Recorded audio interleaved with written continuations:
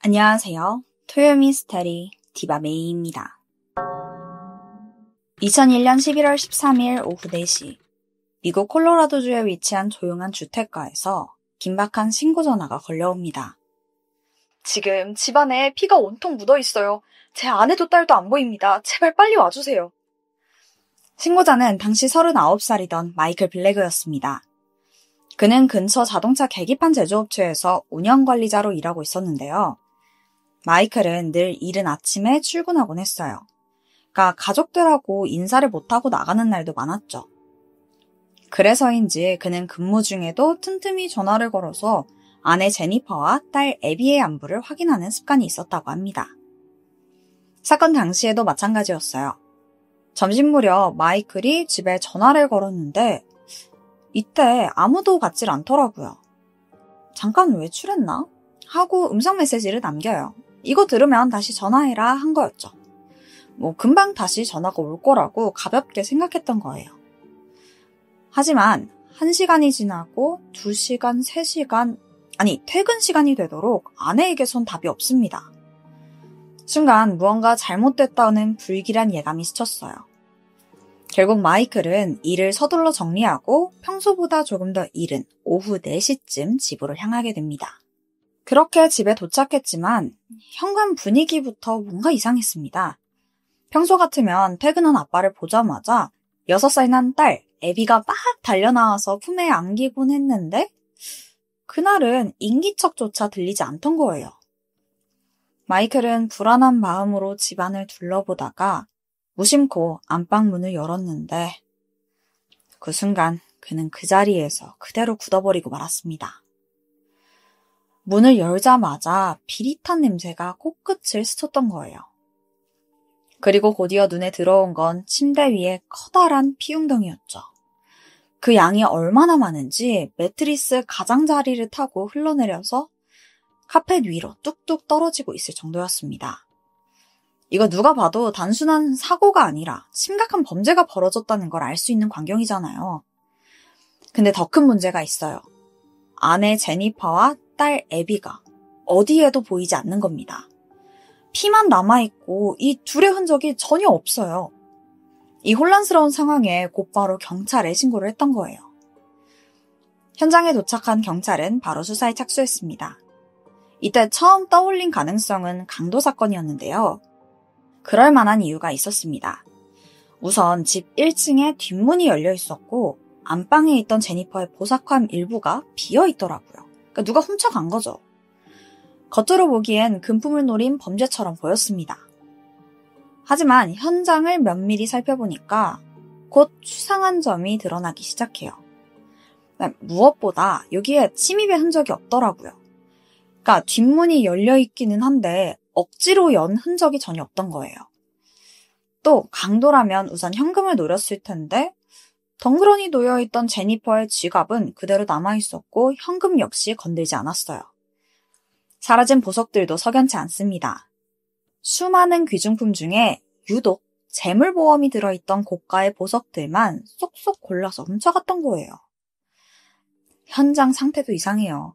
침대에는 바닥까지 흘러내릴 정도로 대량의 혈흔이 남아있었지만 벽이나 복도, 아예 다른 공간에는 피가 거의 묻어있질 않더라고요.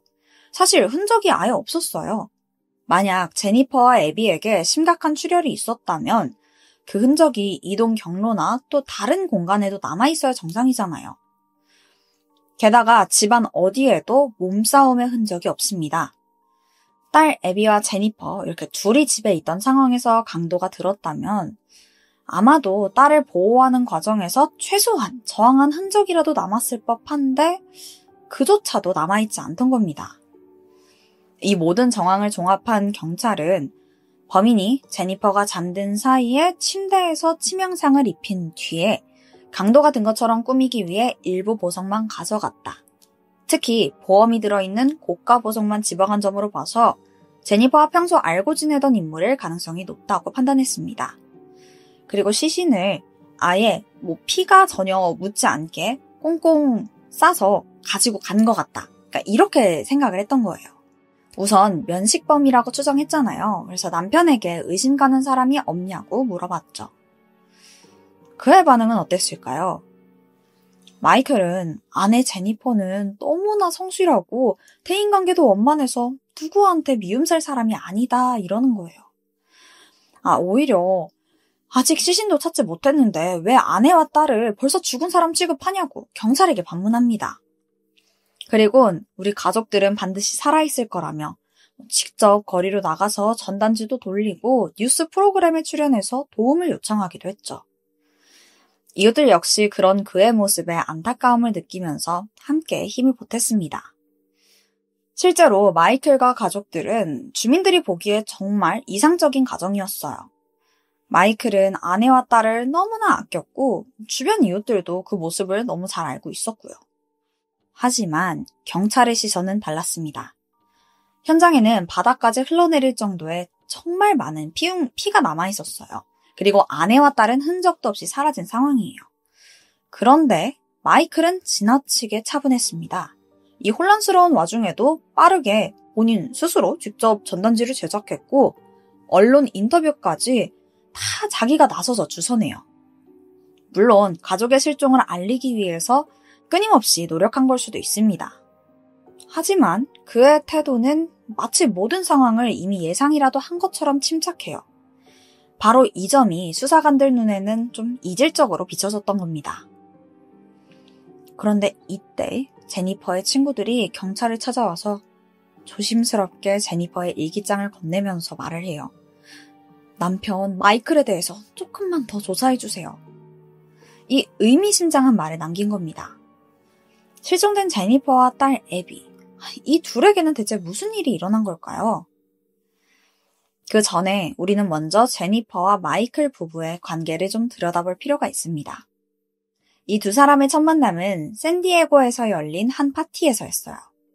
당시 제니퍼는 매일 새벽 교회에 나가서 제발 가정적인 남편을 만나게 해달라고 기도할 만큼 결혼을 간절히 바라고 있었습니다.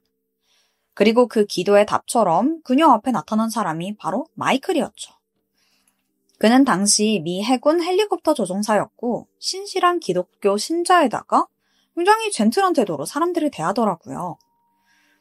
제니퍼는 그를 보자마자 이 사람이 내가 그렇게 기다려온 꿈의 남자다 느꼈습니다.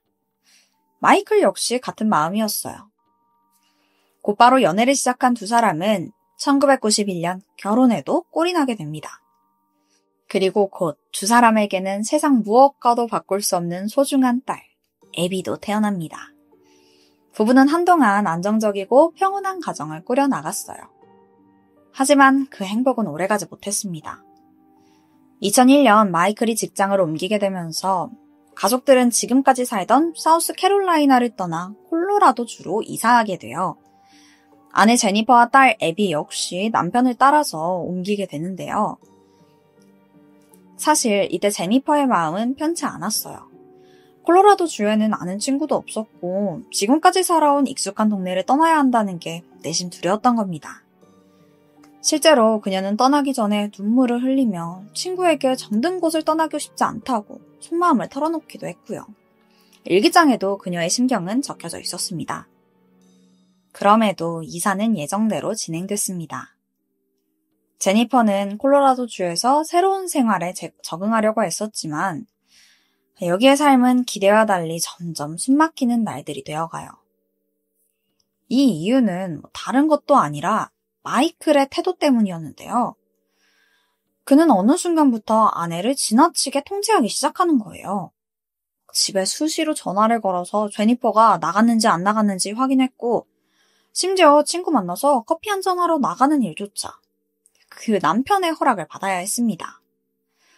이사와 적응만으로도 힘겨운 상황에서 마이클의 과도한 통제까지 더해지자 제니퍼는 점점 답답함과 압박감을 느끼게 됐던 거죠. 그래서 그녀는 몇 번이나 남편을 앉혀두고 내가 혹시 뭐 잘못한 거 있냐? 내가 뭐 어디에 가서 허튼 짓 하는 사람이냐? 제발 그만해달라 간절히 말했습니다. 하지만 마이클은 눈 하나 깜빡하지 않고 그저 당신을 보호하려는 거다 태도를 바꾸지 않습니다. 이때부터 부부 사이의 갈등은 점점 더 깊어져 갔죠. 하루는 말다툼을 벌이던 와중 마이클이 그녀에게 폭력을 행사하기까지 합니다. 이때 큰 충격을 받은 제니퍼는 남편의 눈치를 보며 살기 시작했죠. 어쩌다가 친구들과 집에서 시간을 보내다가도 마이클 퇴근할 시간이 다가오잖아요. 그러면 표정이 급격히 굳어서 막 친구들을 내보내곤 했어요. 마이클이 집에 들어오면 그때부터 또 다른 지옥이 시작됩니다. 제니퍼는 남편 앞에서 그가 원하는 이상적인 아내를 연기해야 됐어요. 그렇지 않으면 또다시 폭행이 이어질까 두려웠던 겁니다. 그럼에도 그녀는 어린 딸 애비를 위해서 모든 고통을 감내하려 애썼습니다. 하지만 결국 제니퍼의 인내심이 무너져 내린 사건이 하나 발생하게 되는데요. 어느 날 남편의 컴퓨터를 잠깐 빌려 쓰다가 그 안에서 1,300개가 넘는 음란물 파일을 발견한 거예요. 근데 이게 단순한 성인물이 아니라 대부분 과격하고 굉장히 폭력적인 영상들이었던 겁니다. 거기에 더해서 마이클이 퇴폐 마사지 업소를 이용했다는 사실도 알게 되면서 큰 충격에 빠졌죠. 그녀는 용기를 내서 이 사실에 대해서 그에게 따졌지만 돌아오는 건 진심 어린 사과나 하다못해 변명도 아닌 끔찍한 폭력뿐이었습니다. 제니퍼는 더 이상 이런 결혼 생활을 견딜 수 없었고 결국 콜로라도 법률 서비스 기관을 찾아가서 도움을 요청하게 돼요. 여기가 어떤 곳이냐면 콜로라도 주에서 운영하는 법률 상담 및 변호사 지원 기관으로 저소득층이나 도움이 필요한 주민에게 무료 또는 굉장히 저렴한 비용으로 법률 지원을 제공하는 곳이에요. 제니퍼는 남편의 학대에서 벗어날 수 있도록 법적인 도움을 원했던 겁니다. 하지만 안타깝게도 당시 담당 변호사가 부재 중이었고 즉각적인 지원을 받을 수가 없었어요. 결국 제니퍼는 다음에 다시 오겠다면서 발길을 돌려 집으로 돌아갔고 그 후 앞서 말씀드린 사건이 벌어져서 실종이 된 상태가 된 겁니다. 이 모든 정황을 보면 남편 마이클을 의심하지 않을 수 없어요. 경찰은 그와 범죄와의 연결성을 추적하기 위해서 가족이 사용하던 미니밴을 조사했습니다. 그리고 여기서 다량의 혈흔이 발견돼요. DNA 검사를 통해 확인된 결과 그 피는 집안에서 발견된 혈흔과 동일했고 모두 제니퍼의 것으로 판명됐습니다. 드러나는 증거와 정황들이 하나같이 마이클을 범인으로 가리키고 있어요. 하지만 그는 끝까지 강하게 부인했습니다. 자기는 아무것도 모른다면서 단호하게 무죄를 주장하는 거예요. 이런 상황에서 경찰에게 가장 절실한 건 당연히 결정적인 증거겠죠. 특히 제니퍼와 애비의 행방이 가장 중요했습니다. 살아있기를 간절히 바랬지만 만약 사망했다면 시신만큼 분명한 증거는 없잖아요. 근데 그들의 행방이 좀처럼 밝혀지질 않아요. 경찰은 마이클의 자택을 중심으로 반경 70km 이내의 지역을 샅샅이 수색했고 200명이 넘는 자원봉사자들도 매일같이 수색에 나섰습니다. 하지만 아무런 성과가 없어요. 그렇게 무려 7개월이라는 시간이 아무런 진전도 없이 그냥 지나가게 됩니다. 그러던 2002년 6월, 경찰은 마이클의 직장 동료에게서 중요한 증언을 듣게 돼요. 사건 당일, 그러니까 제니퍼와 애비의 실종 사실이 알려지기 전에 마이클이 회사 내 쓰레기장에서 혼자 커다란 쓰레기를 막 이렇게 버리고 있었다는 거예요. 근데 이게 꽤 크기도 크고 힘들어 보이길래 그 동료가 혹시 도와줄까? 이렇게 물어보니까 마이클이 얼굴이 싹 굳어서 괜찮다고 극구 거부하더라고요. 동료는 당시에도 이게 좀 이질적이라고 느꼈대요. 원래 회사에는 따로 청소 인력이 있거든요. 그러니까 운영 관리자인 마이클이 직접 쓰레기를 치울 이유가 전혀 없어요. 게다가 평소 그가 회사 청소에 나선 적은 단 한 번도 없습니다.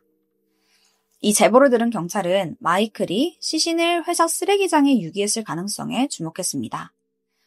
곧바로 매립지로 출동해서 대대적인 수색을 시작하게 되죠. 무려 2주가 넘는 수색 끝에 경찰은 매립지 한 구석에서 빨간색과 검은색 천에 쌓인 뭉치를 발견했습니다. 그 안에는 이미 심하게 부패해서 형태조차 알아보기 힘든 여성의 시신이 들어있었죠. DNA 검사를 통해서 제니퍼라는 사실이 확인됩니다. 실종 7개월 만에 드디어 그녀가 발견된 거예요. 부검 결과 제니퍼는 왼쪽 눈 부위에 총상이 남아 있었고 그걸로 인해 사망한 것으로 보입니다. 머리 두개골에는 9mm의 권총 탄환이 박혀 있었는데 이 총알은 평소 마이클이 소지하고 있던 총알과 동일한 규격이었죠. 게다가 현장에서는 조금 특이한 단서도 발견됐는데요. 제니퍼의 입 안에 이갈이 방지용 마우스피스가 들어있더라고요. 이걸 근거로 수사관들은 그녀가 잠든 상태에서 기습을 당해서 살해됐을 가능성이 높다고 주장했습니다. 이로써 마이클이 아내를 살해한 뒤 시신을 유기했다는 정황은 더욱 분명해졌어요. 시신이 발견된 지 이틀 뒤 경찰은 마이클을 살인 혐의로 기소했습니다. 하지만 여전히 문제는 남아있어요. 딸 애비의 시신은 어디에도 발견되지 않았던 거예요. 결국 경찰은 애비 살인 혐의에 대해서는 적용하지 못한 채 우선은 제니퍼 살인 혐의로만 마이클을 법정에 세우기로 합니다. 얼마 뒤 그는 재판을 받게 돼요.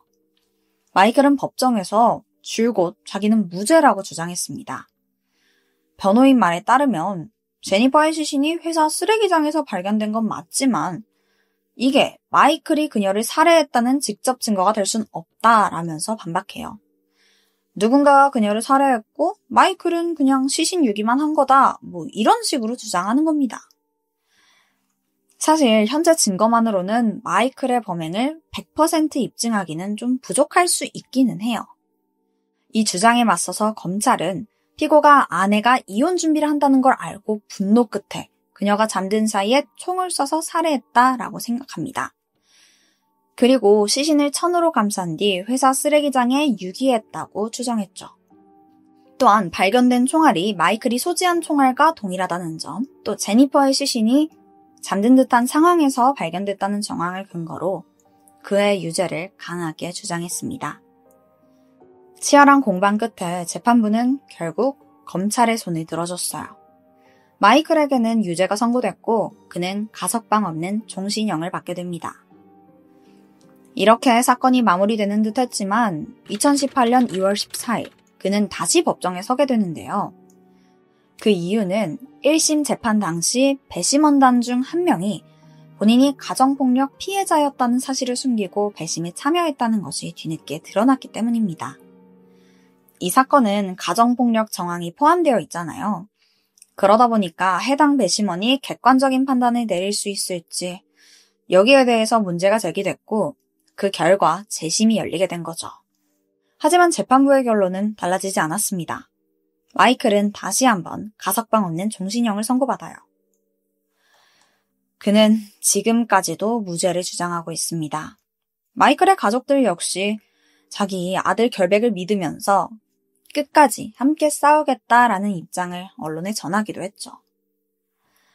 제니퍼의 가족들은 어땠을까요? 그들에게는 아직 끝나지 않은 아픔이 있습니다. 사라진 애비를 아직 찾지 못했잖아요. 이렇게만 봐도 마이클과 가족들은 참 답이 없어 보이네요. 만약 애비가 살아있다면 올해로 29살이 됩니다. 제니퍼의 가족들은 마이클이 딸을 끔찍히 아꼈던 모습을 떠올리면서 혹시 살아있진 않을까 하는 그 희미한 가능성을 끝내 놓지 못하고 있다고 해요. 일부 수사관들은 마이클이 아내의 시신을 쓰레기장에 버린 것과 달리 애비만큼은 진심으로 사랑했기 때문에 어딘가 조용히 묻어주지 않았을까 추측합니다. 하지만 진실은 여전히 밝혀지지 않았죠. 만약 마이클이 정말로 딸을 사랑했다면 적어도 애비의 생사만큼은 세상에 알려야 하지 않을까요? 제가 준비한 스토리는 여기까지입니다. 지금까지 토요미스테리 디바메이였습니다. 안녕하세요. 토요미스테리 디바메이입니다.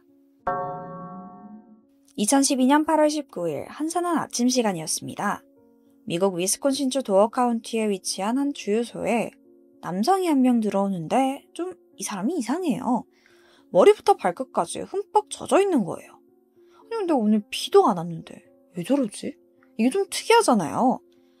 그런데 그 남자가 터벅터벅 카운터 쪽으로 오더라고요. 그리고는 멍한 표정으로 혹시 전화 한 통 써도 되냐 묻는 겁니다. 그래서 무슨 일이냐는 질문에 자기가 좀 신고할 게 있대요. 어쩐지 상태가 좀 안 좋아 보이더라. 아무래도 무슨 일을 겪은 것 같았어요. 그래서 그 직원은 걱정스러운 마음에 서둘러 911에 전화를 걸어주게 됩니다. 그런데 전화를 건네받은 남성은 전혀 상상치도 못한 말을 해요.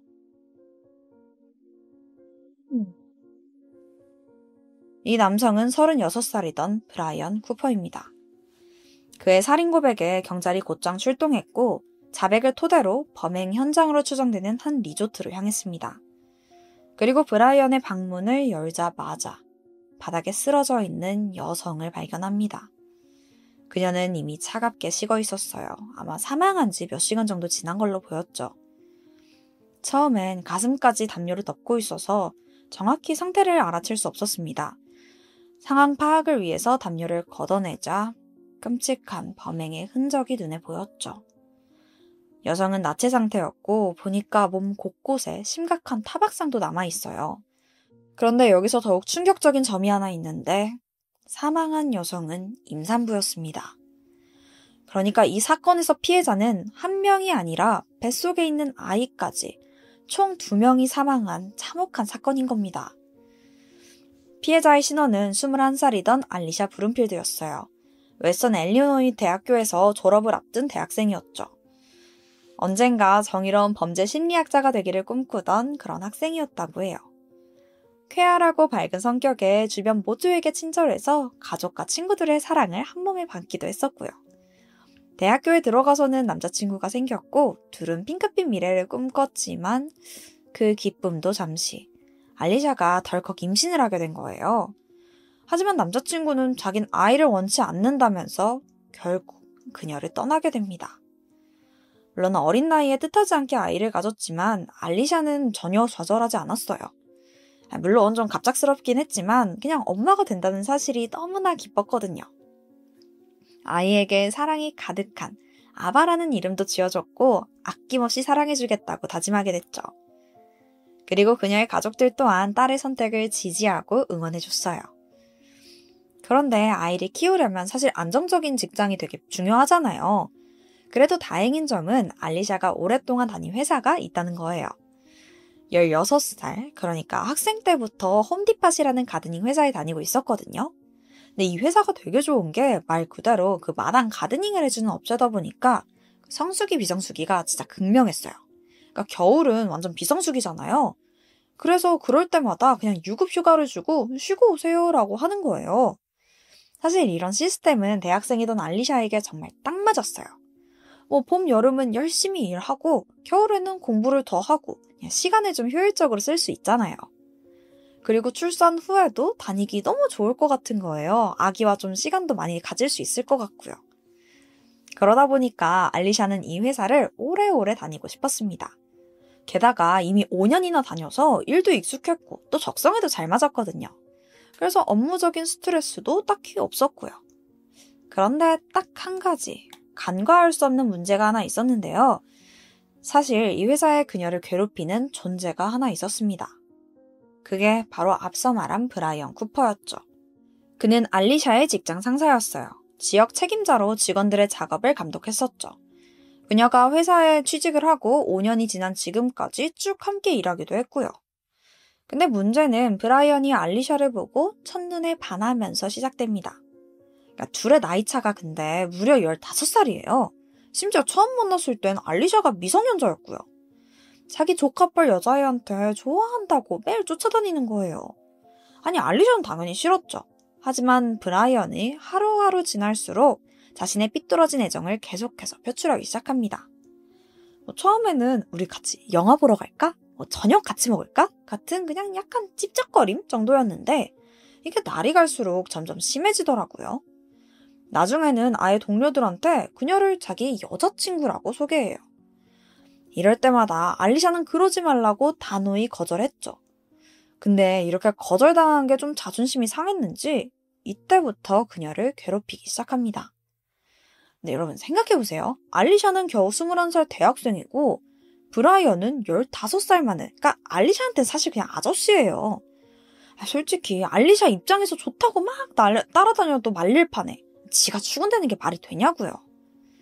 게다가 직장 상사인데 더더욱 불편하죠. 하지만 브라이언은 이런 상대의 상황이나 마음을 전혀 신경 쓰지 않아요. 아니, 내가 좋다는데 왜 내 맘대로 안 되지? 그냥 화풀이를 하는 거예요. 근데 그 화풀이도 진짜 치졸해요. 다른 직원들 있는 데에서 막 물건 던지고 욕하고 고래고래 소리 지르고 심지어 고객들 앞에서 알리샤를 창녀라고 부르면서 조롱합니다. 이거 솔직히 너무하잖아요. 근데 이게 끝이 아니에요. 직장 안에서는 물론이고 밖에서까지 자신의 직책을 남용하면서 그녀를 통제하고 또 감시하기까지 해요. 시키는 대로 하지 않으면 해고하거나 근무 시간을 줄여서 월급을 반토막 내버리겠다라는 협박은 기본이고, 아니 지네 집 개 산책까지 시켰다니까요. 그리고 알리샤가 휴가 신청을 하면 전부 안 된다고 그냥 다 반려시켜버립니다. 사실 이런 데에는 이유가 있었는데 휴가 기간에 어디 놀러가서 다른 남자 만날까봐 질투나서 그런 거예요. 근데 사실 알리샤가 가장 괴로워하던 건 그의 성추행이었습니다. 그녀가 그걸 거부하면 물리적인 폭력까지 가해요. 솔직히 이건 좀 도가 지나치잖아요. 알리샤는 이 상황이 너무나 견디기 힘들었지만 뱃속의 아이를 생각하며 하루하루 간신히 버텨내고 있었습니다. 사실 알리샤가 가만히 있지만은 않았어요. 회사에 브라이언의 만행을 한번 신고한 적도 있었죠. 하지만 회사 측에서 경력도 길고 오래 일한 그 브라이언을 자르기가 쉽지가 않은 거예요. 그래서 알리샤의 신고를 그냥 묵살했고 다른 직원들도 자기 일이 아니다 보니까 그냥 못 본 척 눈 감을 뿐이었습니다. 그러니까 아무도 브라이언에게 브레이크를 걸지 않잖아요. 그렇게 그의 집착은 점점 더 심해져 갑니다. 그러던 2012년 8월 그의 여동생 결혼식이 가까워지면서 사건이 발생했죠. 그는 그 결혼식에 알리샤를 자기 연인으로 데려가고 싶어 했어요. 그때부터 같이 가자고 계속 쪼르기 시작합니다. 아니, 알리샤는 당연히 싫죠. 그래서 거절을 하니까 또 그 일자리를 인질로 협박을 시작하는 거예요. 아니, 근데 솔직히 쥐가 좋아하는 사람이잖아요. 아니, 어떻게 이래요? 어쨌든 알리샤는 이제 브라이언이 정말 소름 끼치고 경멸스러웠어요. 하지만 직장을 잃을 수 없다는 생각엔 일단 함께 가겠다라고 결정을 해요. 하지만 절대 연인으로서가 아니라 친구로 가겠다고 몇 번이나 당부합니다. 이 소식을 들은 알리샤의 어머니는 진짜 절대 안 된다고 극구 반대했어요. 브라이언의 평소 형태를 알고 있다 보니까 너무너무 걱정되는 거예요. 게다가 결혼식이 도어 카운티에서 열리거든요. 근데 거기가 왕복 8시간이 걸리는 꽤 거리가 있는 곳이에요. 그러니까 하룻밤을 묵고 와야 되는 정도였죠. 엄마 마음이 얼마나 더 불안했겠어요. 하지만 자신에게 선택권이 없다면서 안전히 다녀오겠다는 그 딸을 엄마는 더 이상 말릴 수가 없었어요. 그나마 다행인 건 그날 묵을 리조트는 하객을 위해서 전부 빌린 곳이래요. 그러니까 가족들부터 친척들까지 다 같이 있는 거죠. 그러다 보니까 얘가 허튼 짓 하겠냐라면서 엄마를 안심시켰습니다. 그렇게 2012년 8월 10일 결국 알리샤는 가족들의 반대를 무릅쓰고 결혼식으로 출발을 했어요. 물론 출발과 동시에 좀 말다툼이 있긴 했지만 그래도 별일 없이 리조트에 도착했습니다. 그리고 체크인을 하는데 이때 알리샤는 정말 배신감에 치를 떨게 됩니다. 다른 하객들하고 함께 묵는다고 했었잖아요. 근데 이게 전부 거짓말이었던 거예요. 이 리조트에는 알리샤랑 브라이언밖에 없더라고요. 알고 보니까 하객들이 묵는 리조트는 다른 곳이고 둘만의 시간을 갖고 싶어 했던 브라이언이 거짓말을 하고 다른 곳을 지멋대로 예약을 한 거예요. 와, 이거 진짜 열받잖아요. 진짜 둘은 이 일로 엄청 크게 싸우게 됩니다. 그 후로 알리샤는 어머니에게 나 지금 당장 집으로 돌아가겠다. 직장도 그만둘 거다. 너무 화난다. 이렇게 문자를 보냈어요. 엄마도 너 돌아올 거면 직접 데리러 가겠다고 답장을 했지만 몇 시간째 딸한테서 답이 안 옵니다. 그러다가 띵 문자가 오는데 알리샤가 일단 결혼식은 참석하고 가겠대요. 사실 브라이언이 동생의 손을 잡고 같이 입장해주기로 했는데 자기가 가버리면 이 인간도 따라올 것 같더라고요. 그럼 여동생 입장은 어떻게 해요? 결국 남의 결혼식은 망칠 수 없겠다 싶어서 이 결혼식 참석까지만 하고 돌아가겠다라는 거였죠. 다행히 당일 결혼식은 정말 무사히 끝났어요. 그런데 브라이언은 식 내내 술을 계속 마시더라고요. 그러더니 완전히 취해버린 거예요. 그렇게 완전 취한 채로 뒤풀이까지 끝내고 그는 알리샤와 함께 방으로 돌아옵니다. 사실 어제 알리샤가 나 너랑 사귈 일 절대 없을 거고 이제 회사도 그만둘 거다. 우리 친구고 뭐고 아무것도 아니다. 단호하게 얘기했었거든요. 크게 속이 상해서 계속 술을 퍼마셨던 겁니다. 그리고 마지막에 잠자리에 들려고 하는 알리샤에게 다시 한번 자신의 마음을 고백해요. 하지만 당연히 거절당했죠. 알리샤는 다시 한번 집으로 돌아가면 우리 다시 볼 일 없을 거라고 대답하곤 잠자리에 들었습니다. 평온하게 잠에 든 그녀와 달리 브라이언은 굉장히 충격을 받은 상태였어요. 오늘 밤이 지나면 이 관계가 전부 끝날 것 같은 거예요. 근데 사실 이 관계가 끝내고 뭐고 할 게 없잖아요. 근데 그 브라이언 입장에서는 이게 천천병력 같은 일인 거죠. 그리고 이때부터 자신에게 내내 냉담하고 무관심한 알리샤의 모습이 떠올랐고 갈수록 그녀에 대한 분노가 점점 차오르게 됩니다. 브라이언은 자신이 상처받은 만큼 그녀도 아프길 바랬어요. 어떻게 해야 나보다 더 고통스럽지? 곰곰이 생각하던 그는 결국 알리샤를 살해하기로 결심합니다.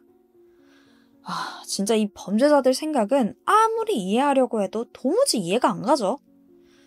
자, 어쨌든 마음은 먹었고 이제 살해 방법을 모색하는데요. 처음에는 케이블 선으로 다리를 결박한 후에 목을 졸라서 살해하려고 했어요. 그래서 케이블 선을 챙긴 후에 잠든 알리샤 겉을 서성였습니다. 근데 이게 또 사람을 죽이려고 하니까 좀 주저하게 되더라고요.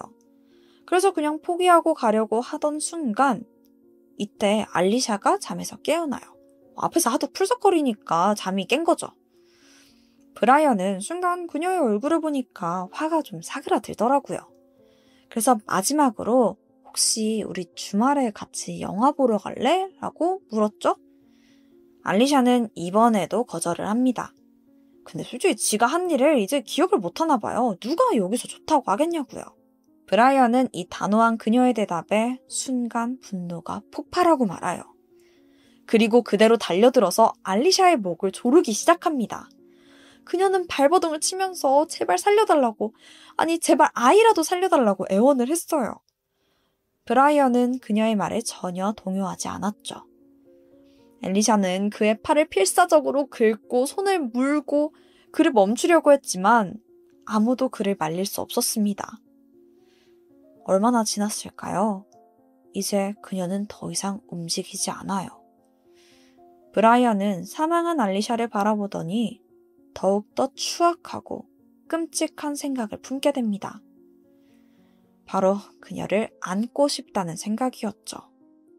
그는 끝내 사망한 알리샤를 성폭행하기까지 합니다. 그 후에 아침까지 기다렸다가 물로 혼자 샤워 후에 근처 주유소에 가서 자백을 했던 거예요. 그런데 여기서 더 충격적인 점이 있는데요. 경찰이 그의 집에 대한 조사를 하던 중에 컴퓨터에서 수십 개의 동영상을 발견해요.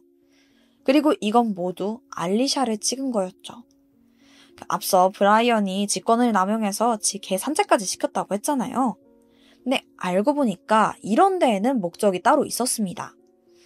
브라이언은 자신의 집 화장실에 몰래 카메라를 설치해둔 후에 산책 후에 자신의 화장실을 사용하는 알리샤의 모습을 녹화하고 있었던 거예요. 심지어 사건 현장이던 리조트 화장실 쓰레기통에도 소형 카메라를 설치해둔 게 발견됩니다. 완전 이 진짜 그냥 변태 사이코였던 거예요. 정말 더럽고 끔찍했던 브라이언의 욕망은 결국 살인으로 끝이 나게 됐습니다. 브라이언은 알리샤와 뱃속에 있던 아기 아바에 대한 1급 살인 2건, 그리고 시체 성폭행 혐의로 기소됐습니다.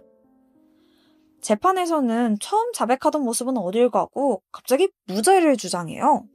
그러면서 하는 말이 자기가 술을 너무 많이 마셔서 심신미약 상태였대요. 진짜 이런 주장하는 건 전 세계 어딜 가나 똑같네요. 근데 심신미약이라고 하기엔 범행을 굉장히 상세히 기억하고 진술했었거든요? 무슨 심신미약이냐고요. 검찰은 그 주장에 반박했습니다. 그리고 그가 범인인 게 너무나 확실해 보였잖아요. 그래서 이 사건을 접한 대중들도 그리고 알리샤의 유족들도 검찰 측도 모두 브라이언의 유죄 판결을 확신했어요. 그런데 재판에선 뜻밖의 결과가 나오게 되는데요. 배심원단 10명 중에 2명이 무죄로 판단한 거예요. 근데 사실 배심원의 만장일치가 실패되면 다시 재판을 해야 되거든요. 결국 이 재판은 1년 뒤로 미뤄지게 됩니다. 이 재판 결과에 알리샤의 어머니는 정말 큰 분노와 충격을 받았어요. 배심원단의 손떡을 듣고는 차마 재판을 끝까지 보지도 못하고 법정에서 나오게 됐죠. 알리샤의 가족들은 이 재판을 통해 아바와 알리샤의 정의를 지켜주고자 한 게 아니었다고 해요. 그들의 정의는 이미 브라이언에게 끔찍하게 짓밟혔으니까요. 다만 그에게 제대로 된 처벌을 내림으로써 무고한 여성과 어린이들의 삶을 보호하고 싶었던 겁니다. 그러니까 똑같은 짓을 저지르지 못하게 하고 싶었던 거예요. 유족들은 재판이 다시 열리는 1년이라는 기간 동안 가만히 있을 수가 없었어요. 알리샤의 어머니는 술에 취했다는 게 살인의 핑계가 될 수 없다며 캠페인을 열게 됐고 그 결과 위스콘신주를 포함한 32개의 주에서 음주에 의한 심신미약을 변호하는 것을 아예 금지하는 법안을 통과하게 됩니다. 비록 이 법안은 딸의 사건에 적용될 순 없었지만 이제 제2의, 제3의 알리샤와 같은 피해자가 생기는 것을 막을 수 있겠죠. 유족들이 그렇게 바쁜 시간을 보내는 동안 어느덧 1년이라는 시간이 흘렀습니다. 이후 집행된 재판에서 브라이언은 결국 알리샤와 아바 살인에 대해서 1급 살인 유죄를 판결받아 종신형을 선고받았죠. 이후로도 가족들은 멈추지 않았어요. 다른 피해자들을 돕기 위해 활동을 시작한 겁니다.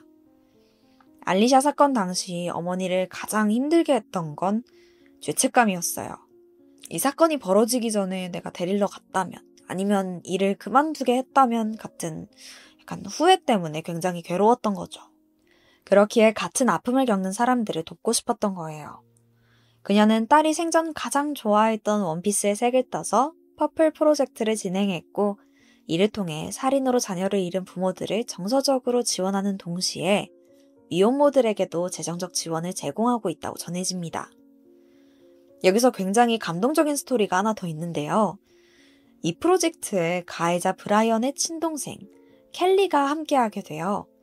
맞아요. 그 사건 당시 결혼했던 그 여동생이었죠. 그녀는 오빠의 범행을 깊게 사죄하면서 사회복지사로서 유족들을 도와 함께 프로젝트를 진행하고 있습니다. 저는 사실 이 부분이 참 마음을 울렸던 것 같아요. 아무리 관련이 없다고 한들, 죄가 없다고 한들 가해자의 가족을 조금이라도 원망할 수 있잖아요.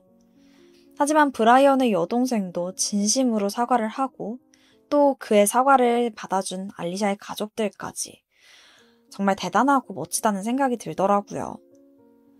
앞으로 알리샤 그리고 그녀의 가족들과 같은 아픔을 겪는 사람이 없길 진심으로 바랍니다. 지금까지 토요 미스테리 디바메이였습니다.